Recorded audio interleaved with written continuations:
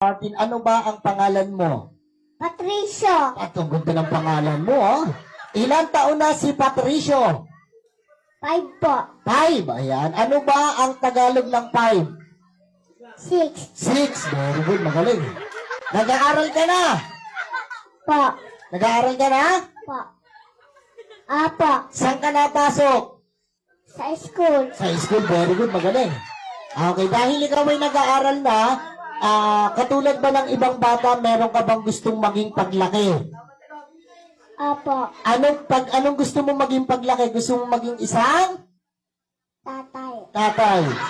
Ako, bata ka pa, gusto mo na maging tatay. Hindi. Oh, bakit? Ano ba ang ginagawa ni tatay? Nagsasabong. Nagsasabong. Tatay tayo dyan. Kung tayo talaga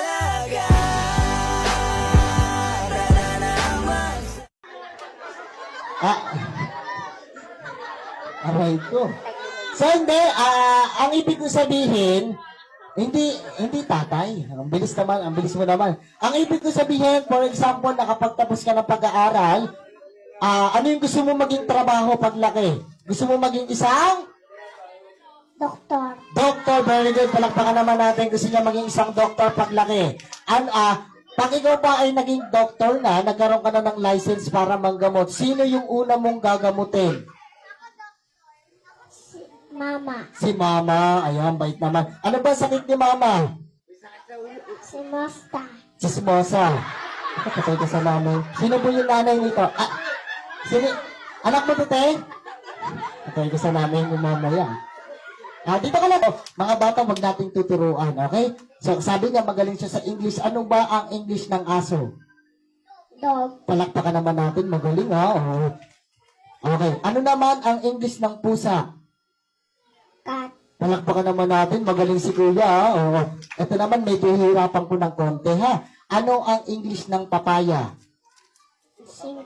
Silka. Papaya. Parang sabon ata yun, ha? Papaya, silka. Ito naman. Ano naman ang English ng baka? Pambit. Corned beef. Ako, nasa lata na yun. Parating sa lata na. Ano naman ang English ng kambing? Meg. Me. Tayo dyan. Ano naman ang English ng kabayo? Herdor. Red horse.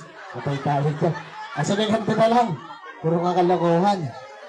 So, matalino nga pati anak mo. So, alam mo na ba yung gagawin mo?